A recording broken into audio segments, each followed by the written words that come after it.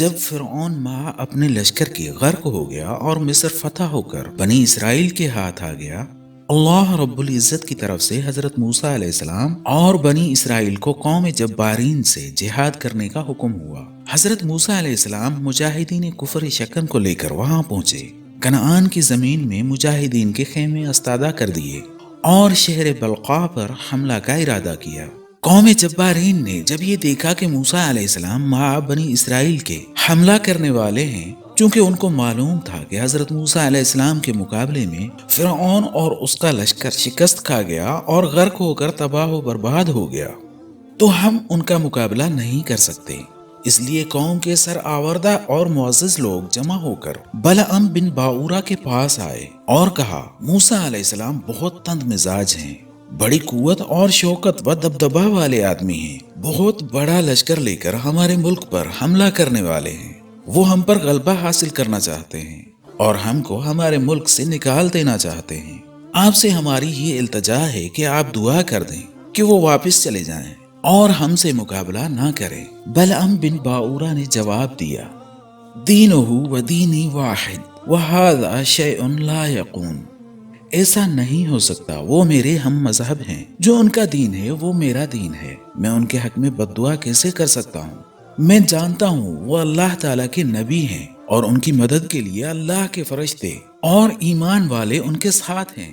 اگر میں نے بد دعا کر دی تو دنیا اور آخرت میں برباد ہو جاؤں گا، دونوں جہانوں میں رسوائی و ذلت ہوگی۔ جب لوگوں نے اصرار کیا تو بلعم نے کہا، اچھا میں اپنے رب سے اس کے بارے میں معلوم کر لوں کہ ان کے لیے بد دعا کرنے کی اجازت ہے یا نہیں۔ حسب معمول بلعم نے استخارہ یا کوئی عمل کیا۔ خواب میں بلعم کو بتایا گیا کہ موسیٰ علیہ السلام اور ان کے کفر شکن مجاہدین کے لیے ہرگز بد دعا نہ کرے۔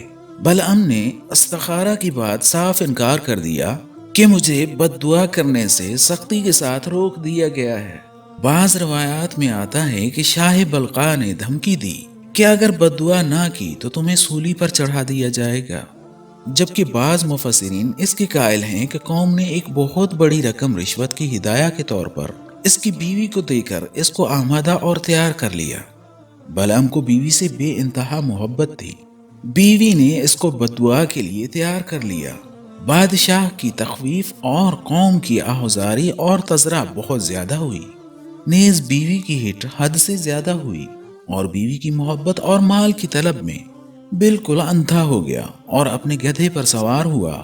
مقام حسبان جہاں مسلمانوں کا لشکر پڑا ہوا تھا، اس کی طرف بد دعا کرنے کے لیے جا رہا تھا تو راستے میں ان کا گدھا گر پڑا۔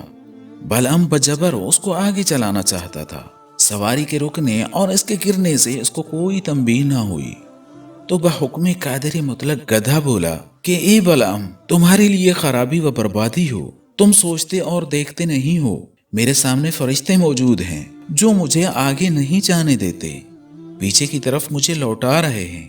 یہ سن کر بلعم کچھ جھجکا، مگر شیطان نے اس کو بہکا دیا۔ بالآخر وہ آگے بڑھا اور بد دعا کرنے میں مشغول ہو گیا۔ اس وقت قدرت الہی کا عجیب و غریب کرشمہ ہوا کہ بلعم بد دعا کے جو الفاظ و کلمات حضرت موسیٰ علیہ السلام اور ان کی قوم کے لیے استعمال کرنا چاہتا تھا، وہ سب قوم جبارین ہی کے لیے اس کی زبان سے نکل رہے تھے، اور اپنی قوم کے لیے جو دعائیہ الفاظ بولنا چاہتا تھا وہ سب حضرت موسیٰ علیہ السلام اور ان کے لشکر کے لیے بولنے لگا۔ قوم جبارین نے جب یہ دیکھا تو وہ چلا اٹھے اور کہنے لگے کہ تم تو ہمارے لیے بد دعا کر رہے ہو۔ بلعم نے جواب دیا کہ میری زبان میرے اختیار سے باہر ہے، یہ سب کچھ جو میں کر رہا ہوں اس کے کہنے پر قادر نہیں ہوں، بے اختیار نکل رہا ہے۔ اس بد دعا کرنے کا نتیجہ یہ ہوا کہ بلعم کی زبان اس کے سینے پر لٹک گئی اور اس کی قوم تباہی و بربادی میں مبتلا ہو گئی۔ جب بلعم نے دیکھ لیا کہ میری تو دنیا و آخرت برباد ہو گئی تو اس نے اپنی قوم سے کہا کہ میں ایک ہیلا کرتا ہوں اور ایک مکر و فریب تمہیں بتلاتا ہوں، تم اس کو اختیار کر لو، شاید تم موسیٰ علیہ السلام اور اس کی قوم پر غالب آ جاؤ۔ بلعم نے اپنی قوم کو موسیٰ علیہ السلام اور ان کے لشکر پر غالب آنے کے لیے ایک چال بتائی۔ بلعم نے اپنی قوم کے سامنے یہ تجویز پیش کی کہ تم اپنی حسین اور خوبصورت لڑکیوں کو تاجروں کی شکل میں مجاہدین کے لشکر میں بھیج دو اور ان لڑکیوں سے یہ کہو کہ اگر بنی اسرائیل کا کوئی آدمی تم کو کچھ کہے، چھیڑخانی کرے، تو تم ان کو منع نہ کرنا، وہ جو چاہیں کرنے دینا۔ بلعام سمجھ رہا تھا کہ یہ مجاہدین بڑی لمبی مدت سے اپنی بیوی بچوں سے الگ ہیں، مسافر ہیں، وطن سے نکلے ہوئے طویل عرصہ گزر گیا۔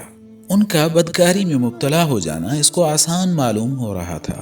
وہ جانتا تھا کہ یہ لوگ بدکاری اور زناکاری میں پھنس گئے تو وہ ہرگز کامیاب اور کامران نہیں ہو سکیں گے۔ چنانچہ لڑکیوں کو تیار کر کے بھیج دیا، اور سوئے اتفاق کہ ان کی یہ چال کچھ کام آ گئی، اور ایک اسرائیلی ایک لڑکی کے ساتھ زناکاری کے گناہ میں ملوث ہو گیا۔ حضرت موسیٰ علیہ السلام نے اس کو بہت روکا مگر نہ مانا۔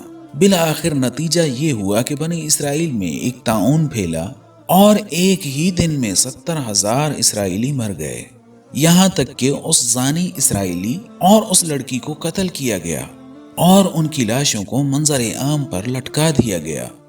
پھر وہ طاعون رفع ہوا۔